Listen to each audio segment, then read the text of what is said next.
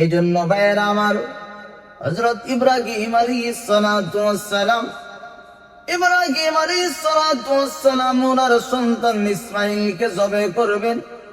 জবে করার সময় দরদ লাগতে পারে, কারণ আমরা বাংলাদেশে অনেক ঘটনা আছে। গত কয়েকদিন আগেও দেখলাম ঢাকার এক বাসার ভিতরে বাবা তার সন্তান এবং স্ত্রী 5 জনকে একসাথে জবে করছে। কি মানুষটাও মানুষ, এত মানুষ হতে পারে না, কারণ মানুষের ভিতরে এমন মনুষ্যত্ব থাকা তো উচিত। ও পৃথিবীর মানুষ, তুমি তো আজকে যে হত্যা করলা, ওই যে ঘটনাটা আপনারা সবাই ইউটিউব ইন্টারনেটে দেখেছেন, একজন মানুষ তার স্ত্রী এবং সন্তান সহ 5 জনকে সে জবাই করেছে। আসলে তার ভিতরে তো দরদ নাই, এ মানুষের কাতারেও পড়ে না, কারণ মানুষের মধ্য থেকে এমন কাজ হতে পারে না। শুনিয়া রাখো, পৃথিবীর জমিনে মানুষ যদি মানুষকে হত্যা করে, জবে করে, এটা হলো হত্যা। কারণ হত্যার বিচার এই পৃথিবীর জমিনেও আছে, হত্যার বদলে হত্যা হয়। কিন্তু ইব্রাহিম আলাইহিস সালাতু ওয়াস সালাম ওনার সন্তানকে জবে করবেন, এই জবেটা তো আসলে উদ্দেশ্য না। আমার আল্লাহ পাক রব্বুল আলামিন ইসমাঈল আলাইহিস সালাতু ওয়াস সালামকে জবেহের মাধ্যমে আমার আল্লাহ ইব্রাহিম নবীকে পরীক্ষা নিতেছেন। ইসমাঈল জবে হোক, বাস্তবে জবে হোক, এটা আমার আল্লাহ চান না।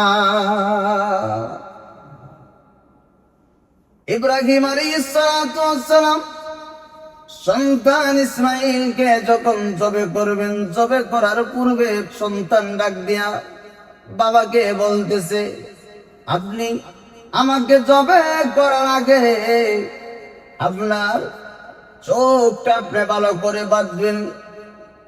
ওগো বাবা, যদি আপনি চোখটা না বাঁধেন আর চোখটা যদি খোলা থাকে গো বাবা, তাহলে আপনি আমার প্রতি দরদ মায়া লাগতে পারে, আপনি আমাকে জবে করবেন না।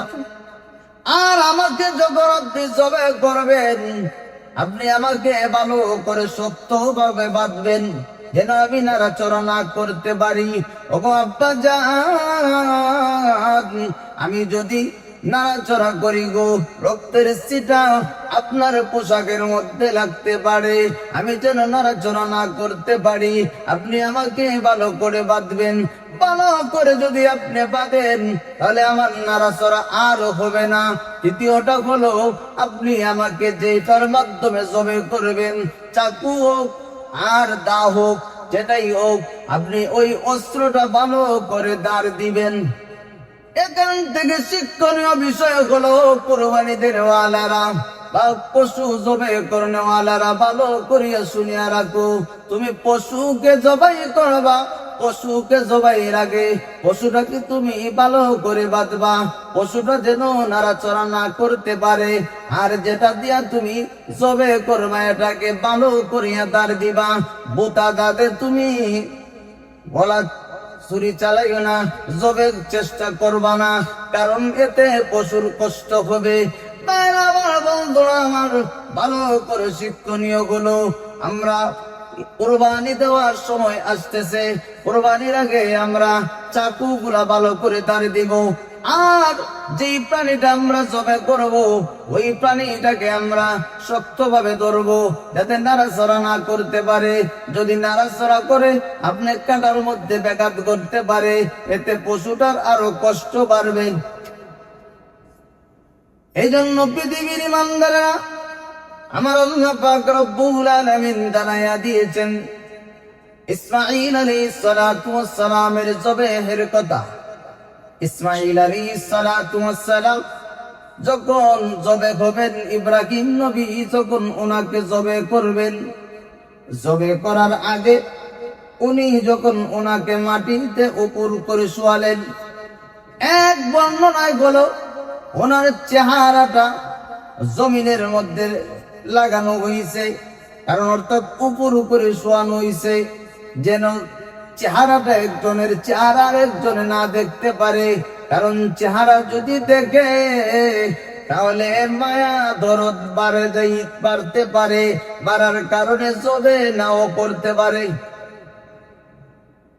হযরত ইব্রাহিম আলাইহিস সালাতু ওয়াস সালাম সন্তান ইসমাঈলকে যখন উনি উপর করে শোয়ালেন, সন্তানের গলায় উনি ছুরি চালাবেন, ওই সময় হযরত ইব্রাহিম আলাইহিস সালাতু ওয়াস সালাম উনি বললেন বিসমিল্লাহি আল্লাহু আকবার, বিসমিল্লাহির রহমানির রহিম পড়ার পর উনি আল্লাহু আকবার বললেন। আর ইসমাঈল আলাইহিস সালাতু ওয়াস সালাম বললেন লা ইলাহা ইল্লাল্লাহ। কারণ পৃথিবীর জমিন থেকে যখন চলে যায় মানুষ ওই দৌলতে ঈমান সাথে নিয়ে যায়। কারণ শেষ মুহূর্তে যদি আপনি আমার দৌলতে ঈমান যদি নিয়ে যাইতে পারি, তাহলে আমি সাকসেসফুল, আমি সফলতা অর্জনকারী। কারণ দৌলতে ঈমান ছাড়া যদি পৃথিবীর জমিন থেকে চলে যান, আপনি যত ভালো মানুষ, ভালো কাজই করে যান না কেন, ঈমান হারা হইয়া যদি পৃথিবীর থেকে যান, তাহলে আপনার কোনো দাম থাকবে না ঈমান নিয়া। এই জন্য যখন আপনি আমার দেখবেন অনেক মানুষ যখন সাকরাতের হালত হয়, তখন পাশে গিয়া মানুষ পড়ায় যে পড়ো, তুমি কালিমার তালকিন পড়ো। মানুষ কালিমার তালকিন তাকে দেয়, কেন দেয়? যেই মানুষটা পৃথিবীর জমিন থেকে কোন চলে যাবে, মৃত্যুর যন্ত্রণায় ছটফট করতেছে, ওই মানুষটা যেন দৌলতে ঈমান সাথে নিয়ে যাইতে পারে। কালিমার তালকিন তার কাছে দেওয়া হয়, যেন সে পড়ে লা ইলাহা ইল্লাল্লাহ। এই জন্য ইসমাঈল আলাইহিস সালাতু ওয়াস সালাম বললেন লা ইলাহা ইল্লাল্লাহ, আর ইব্রাহিম আলাইহিস সালাতু ওয়াস সালাম বললেন বিসমিল্লাহির রহমানির রহিম। এরপর উনি যখন জবে করবেন তখন উনি বললেন আল্লাহু আকবার। এই জন্য ভাইরা বন্ধুরা, আমরা যখন কুরবানি করি, পশুর গায়ে আমরা ছুরি চালানোর আগে আগেই পড়ি বিসমিল্লাহি আল্লাহু আকবার। ও পৃথিবীর ঈমানওয়ালারা, ভালো করিয়া শুনিয়া রাখো, এই পৃথিবীর জমিনে কুরবানি করবেন, কুরবানি করার সময় আপনি বিসমিল্লাহি আল্লাহু আকবার বলবেন। কারণ এই পশুটা কিন্তু তুমি গোশত খাওয়ার লাগি না, গোশত খাওয়ার লাগি না রে ভাই। এই কুরবানিটা আপনি দিবেন, আপনি কেমন কুরবানি মালিক তোমাদের আমাদেরকে জানাইয়া দিয়েছেন।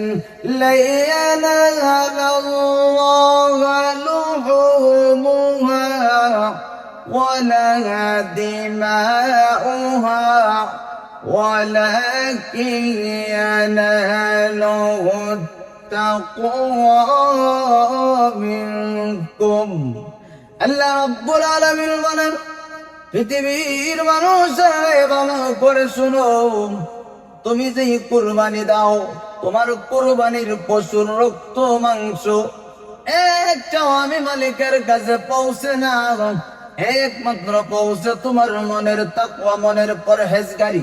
তুমি যে আমি মালিককে কত ভালোবাসো, আমি মালিক তোমার অন্তরের এটা দেখি রে। তুমি কুরবানি কোটি কোটি টাকা খরচ করে দিতেছো, তোমার নিয়তের মধ্যে যদি গর্বর থাকে, তোমার নিয়তের মধ্যে যদি তোমার অন্য কিছু থাকে, তুমি কোটি টাকা খরচ করলেও মালিকের এটা গ্রহণযোগ্যতাই নিবেন না। কারণ মালিক তো দেখেন, নবীজি আমাদেরকে জানাইয়া দিয়েছেন মায়ের উম্মত আখলিস দীনাকা ইয়াকফিকাল আমালুল কালিল।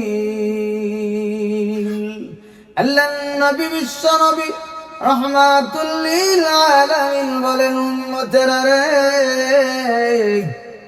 তুমি যদি তোমার ঈমানটাকে যদি তুমি পরিপূর্ণ করতে পারো, ঈমানটাকে তুমি যদি পিওর বানাতে পারো, আমলটা যদি তোমার অল্প হয়, অল্প আমলে মালিক তোমাকে নাজাতের ব্যবস্থা করে দিবেন। সুবহানাল্লাহ। এজন্য ভাইরা আমার শোনো, ইব্রাহিম আলাইহিস সালাতু ওয়াস সালাম ইসমাঈল আলাইহিস সালাতু ওয়াস সালামকে জবে করবেন। উনি ছুরি, ওনার হাতের মধ্যে ছুরিটা ইসমাঈলের গলায় উনি চালাবেন। আল্লাহ তো দেখতেছেন, কথা বলেন, দেখেন কি দেখেন না? আমার আল্লাহ তো বলেন এমন, আল্লাহ বলেন মানুষের রে, আমি আল্লাহর পাওয়ার এমন, ইন্নাল্লাহা আলিমুম বিযাতিস সুদূর। আমি আল্লাহ রাব্বুল আলামিন তোমাদের অন্তরে যে কল্পনা জল্পনা হয় আমি মালিক সেটা পর্যন্ত জানি। ইব্রাহিম নবী যখন উনি বাস্তবে এটা পরিণত করার, এখন শুধু জবে করবেন, ছুরিটারে এখন ঠেলা দেবেন। একমাত্র উনি যখন ছুরিটা চালাবেন আল্লাহ দেখতেছেন, কারণ ইব্রাহিম নবীকে আমার আল্লাহ পরীক্ষা নিতেছেন। ইব্রাহিম আলাইহিস সালাতু ওয়াস সালাম ছুরিটা চালাবেন, এমন সময় আমার মালিক আল্লাহ জিবরাইল আমিনকে ডাক দিয়া বলেন, জিবরাইল রে, যাও যাও, জান্নাত থেকে একটা দুম্বা আর একটা জান্নাতি পাত ইসমাইলের গলায় তুমি ধরবা, পাটটা তুমি ইব্রাহিমের চাকুর নিচে ধরবা, যাতে আমার ইসমাইলের শরীরের একটা অংশ না কাটে রে। আর ওই দুম্বাটা তুমি নিয়ে ধরবা। এই দুম্বাটা পৃথিবীর মানুষের, ভালো করে শুনো, ভালো করে শুনো, আমার আল্লাহ দেখতেছেন আমার ইব্রাহিমকে যেই পরীক্ষা আমি চেয়েছিলাম ওই পরীক্ষা বাস্তবে পরিণত করে দিতেছে। ইসমাইলকে জবে করার সম্পূর্ণ সব রেডি হয়ে গেছে। ছুরি বিসমিল্লাহ আল্লাহু আকবার বলে এখন চালাইয়া দিতেছে। আল্লাহ পাক জিবরাইল আমিনকে বলেন, জিবরাইল যাও। জিবরাইল তখন এমন স্পিডে আসলেন দুনিয়ার জমিনে, 3 বার ওই পৃথিবীর জমিনে উনি এমন স্পিডে আসলেন, এমন দ্রুত গতিতে আসলেন। জিবরাইল আমিনের 600 ডানা আছে। বলেন তো কয় শত? 600 ডানা।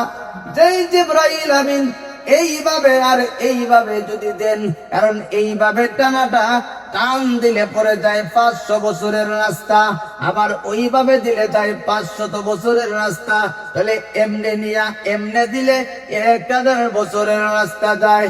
জিবরাইল আমিনকে আমার আল্লাহ এমন শক্তি ডানার মধ্যে দিয়েছিলেন, 600 ডানা 3 বার উনি ব্যবহার করেছেন। 600 ডানা ছেড়ে উনি এমন ভাবে স্পিডে টান দিলেন 3 বার। একবার হলো আমাদের নবী, বিশ্ব নবী রাহমাতুল লিল আলামিনের তায়েফের ময়দানে যখন ওনার পা থেকে রক্তের ফোঁটাটা জমিনের মধ্যে পড়বে, ওই সময় আমার আল্লাহ হুকুম দিলেন, জিবরাইল রে, যাও যাও, আমার বন্ধুর রক্তের ফোঁটাটা জমিনে পড়ার আগে আগে তুমি তোমার ডানার মধ্যে উঠায়া নাও। সুবহানাল্লাহ। 2 নাম্বার হলো হযরত ইউসুফ আলাইহিস সালাতু ওয়াস সালামকে যখন ওনাদের বাইরা ইউসুফ আলাইহিস সালাতু ওয়াস সালামকে যখন কুয়ার মধ্যে ফেলে দিয়েছিল, কুয়ার নিচে ইউসুফ যাওয়ার আগে আগে আমার আল্লাহ হুকুম দিলেন আবারও, ও জিবরাইল যাও, আমার ইউসুফ পানির নিচে যাওয়ার আগে আগে আমার ইউসুফকে কুয়ার একটা পাথরের মধ্যে বসায়া দাও। জিবরাইল আমিন বলেন, আমি এইভাবে 3 বারে তো স্পিডে আমার 600 ডানা ব্যবহার করেছি। 3 নম্বর বারটা হলো যখন ইব্রাহিম আলাইহিস সালাতু ওয়াস সালাম ওনার সন্তান ইসমাইলকে যখন উনি জবে করবেন, চাকুটা উনি ছুরিটা চালাইয়া দিতেছেন, এমন সময় আল্লাহ যখন বললেন, তখন আমি ছিলাম 7 আসমানের উপরে। আমি 7 আসমানের উপর থেকে এমন স্পিডে আমি টান দিয়েছি, আমি আয়েশা দেখি, আমি এসে দেখি ইব্রাহিম আলাইহিস সালাতু ওয়াস সালামের ছুরি এখনো ইসমাইলের গলায় চালানো হয় নাই। সুবহানাল্লাহ। এই জন্য আল্লাহ রাব্বুল আলামিন ইব্রাহিম আলাইহিস সালাতু ওয়াস সালামের